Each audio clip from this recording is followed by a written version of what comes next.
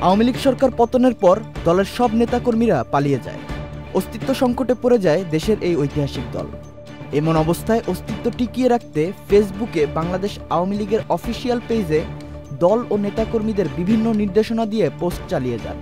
14 September শনিবার রাতে তাদের অফিসিয়াল ফেসবুক পেজে জরুরি নির্দেশনা দেওয়া হয়। পোস্টটিতে লেখা আওয়ামী লীগ নেতাকর্মীদের প্রতি জরুরি নির্দেশনা।